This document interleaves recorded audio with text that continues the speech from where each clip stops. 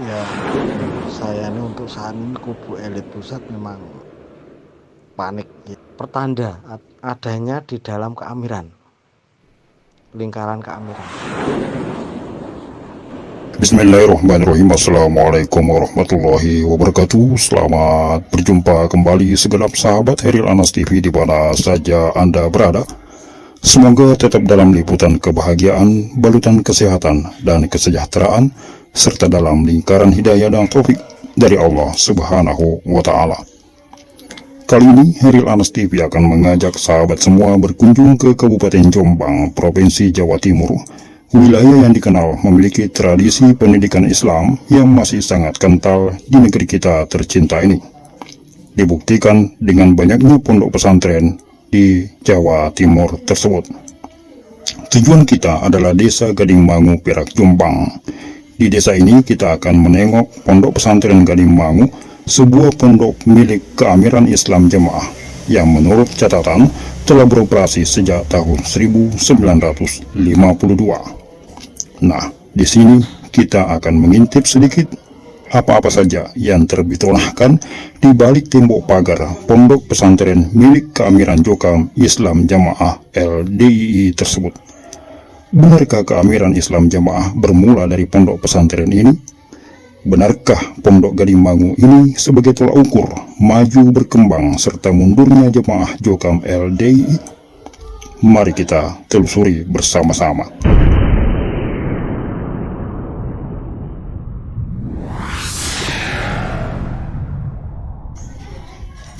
Dengan mudah kita menemukan pondok Gading Mangu saat menelusuri Jalan Raya Perak yang merupakan jalan lintas provinsi dari Yogyakarta menuju Surabaya. Menara menjulang dari Masjid Nur Hasan akan menyambut pandangan mata Anda, memberitahu posisi letak pondok pesantren Gading Mangu, Perak, Jombang di Jawa Timur itu. Di dalam areal pondok itu terdapat fasilitas yang cukup lengkap meliputi gedung asrama putra dan putri, aula, wisma tamu, dapur umum, pusat kegiatan siswa, juga dilengkapi gedung sekolah umum tingkat SMP, SMA, SMK di bawah Yayasan Budi Utomo. Kawasan yang berada sejauh 400 meter dari Pasar Jeruk Perak ini merupakan titik tonggak awal mula penyebaran ajaran Nur Hasan Ubaidah Madigol di tahun 60-an. Di desa itulah pendiri ajaran ilmu mangkul itu mengumpulkan dan menggalang pengikut-pengikutnya yang berasal dari berbagai daerah di Indonesia untuk menjadi kader-kader militan pembela, pejuang, dan penyampai ajaran ke seluruh penjuru. Maka lahirlah istilah muhajirin. Sebagaimana diceritakan ex-aktivis Islam Jamaah LDII Muhammad Imam Nasai, bahwa kelompok muhajirin ini merupakan kelompok yang diistimewakan oleh keamiran Islam Jamaah karena merupakan cikal bakal Jamaah Jokam dan sekaligus menjadi tolak ukur perkembangan Jamaah bentukan Nur Hasan Madigol. Bila muhajir berkembang, maka itu bertanda Jamaah Jokam secara keseluruhan ikut berkembang. Menurut Nasai, sekitar tahun 1962, tatkala jumlah muhajirin di Gading Mangu telah berjumlah 313 orang, maka Nur Hasan membaiat mereka untuk sama-sama dadekne jamaah. Yang sesungguhnya itulah awal pelaksanaan baiat dalam Islam Jamaah yang sesungguhnya. Jadi Gading itu adalah tolak ukur jamaah. Jadi Bapak Amir itu mencetak muhajir itu sejak tahun 62 dicetuskan untuk pembentukan cikal bakalnya jamaah. Mereka menyebut dadine muhajir, dadine jamaah. Dan mereka mencetuskan keamiran membeat pertama kali itu tahun 60-an, 62. Tepatnya tanggal 17 Agustus. Di situ lagi asramaan oleh Nur Hasan, diklaim kalau nggak ada amir kita hidupannya nggak sah, haram semua. Maka dari situ mereka takut khawatir kalau hidupnya nggak halal, jadinya diangkat menjadi amir lah Nur Hasan ini. Dan waktu itu dicetuskan berjumlah 313 orang muhajir yang berdomisili di Gading menjadi cikal bakalnya jamaah. Adapun Nur Hasan atau Amir Madigol itu memanggil pengikut-pengikutnya dari segala penjuru daerah yang untuk bermukim di Gading. Gading itu sebagai muhajir. Lebih lanjut, Imam Nasai menyatakan meskipun Islam Jamaah lahir dari Kediri, tetapi keberlangsungannya justru dipengaruhi oleh Gading Mangu, Perak, Jombang. Kini, di Gading Mangu terdapat ribuan kepala keluarga warga LDII dari kalangan muhajir, yang semuanya merupakan generasi dari awalul Jokamiyah, atau anak-anak dari sesepuh pengikut Nur Hasan yang telah bergabung sejak tahun 60-an. Ustadz Ikhwan Akli Salim mengatakan, berkat jasa para muhajirin itulah sehingga Nur Hasan menempatkan mereka dalam kedudukan yang sangat istimewa. Kaum muhajirin Islam Jamaah ini juga menjadi kelompok yang diprioritaskan dalam beberapa hal. Salah satunya adalah kelompok muhajirin memiliki struktur keamiran tersendiri yang langsung ditunjuk dan ditentukan oleh Amir Pusat, dan lingkup kepengaturannya bukan berorientasi wilayah, tetapi berorientasi personal untuk setiap warga muhajirin di mana saja berada. Islam Jamaah itu memang dulu dalam sejarah itu diceritakan bahwa pendiri Islam Jamaah, dalam hal ini HNH, dalam sejarah menurut cerita, ketika beliau menggerakkan muhajirin, istilah muhajir 313, muhajirin itu ya, 313 itu yang terkenal dari berbagai penjuru. Beliau memberikan sebuah motivasi bahasanya. Jadi motivasinya dadine muhajir, dadine jamaah. Dadine muhajir, dadine jamaah. Jadi jadinya muhajir, perkembangannya muhajir adalah sebagai tolak ukur perkembangan jamaah. Namun memang ada ucapan-ucapan semacam sugesti bahwa dadine muhajir, dadine jamaah. Artinya muhajir ini kalau berkembang maka akan jadi jamaah, itu akan jadi.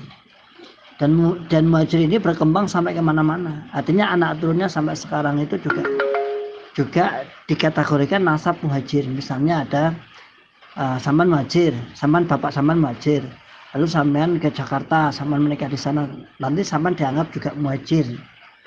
Nah, infaknya nanti beda. Jadi ada nanti imam daerah khusus muhajir yang melingkupi seluruh Indonesia, yang mana imam daerah ini menjadi imam daerah lintas daerah, yaitu jamaahnya adalah jamaah muhajir. Senada dengan itu, Ustadz Muhammad Imam Nasai kembali membeberkan posisi strategi Gading Mangu dan segenap warganya untuk eksistensi Islam Jamaah LDII. Menurutnya, di kalangan warga LDII, Gading Mangu itu diibaratkan sebagai Madinah, Kediri sebagai Mekah, Kertosono sebagai Musdalifah, dan Karawang sebagai Arafah.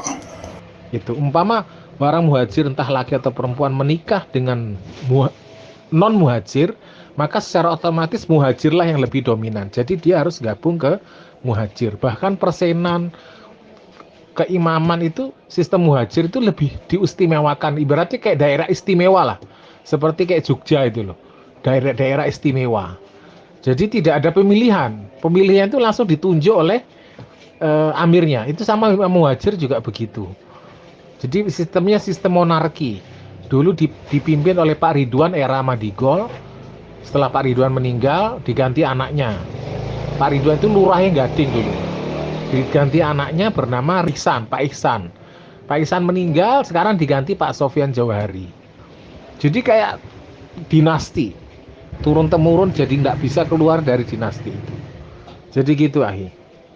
Adapun muhajir itu memang dicetuskan oleh Nur Hasan sejak tahun 1962, berjumlah 313 orang. Dengan kedudukannya yang begitu strategis dan istimewa di dalam pandangan keamiran Jukam Islam Jamaah, maka sangat wajar bila segala permasalahan yang terjadi di Madinahnya Islam Jamaah itu akan berpengaruh pada jalannya roda keamiran.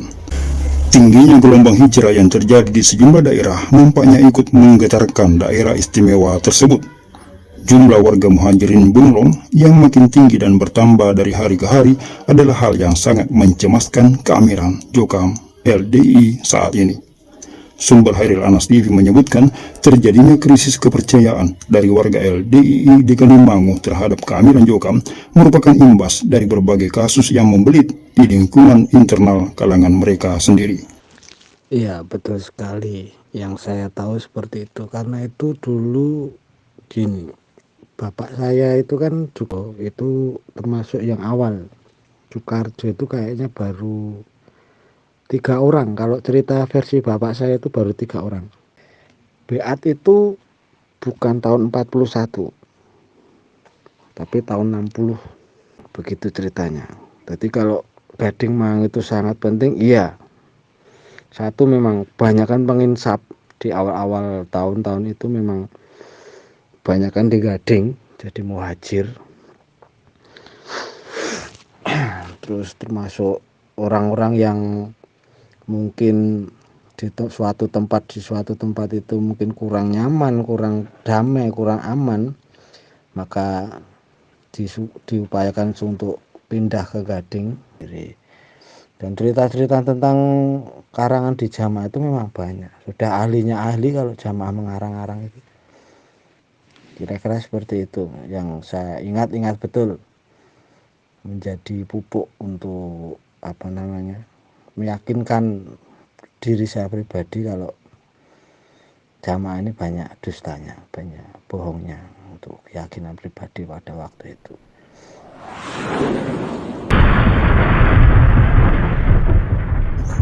Untuk diketahui, saat ini di markas utama kedua Islam Jamaah LDII setelah Kediri itu terjadi berbagai masalah yang sangat rumit.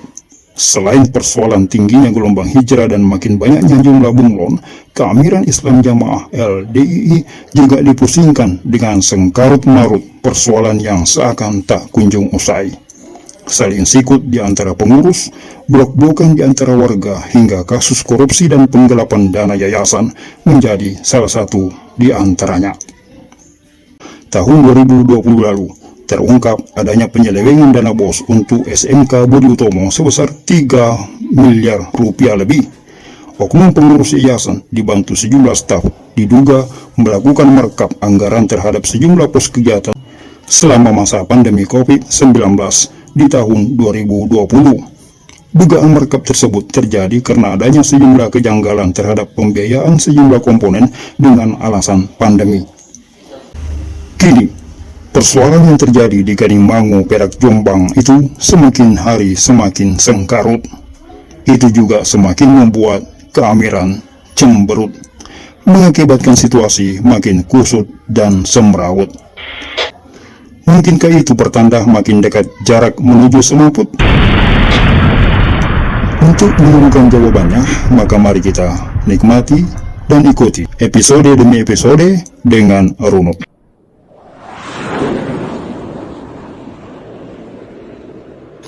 Barakallahu fikum. Assalamualaikum warahmatullahi wabarakatuh.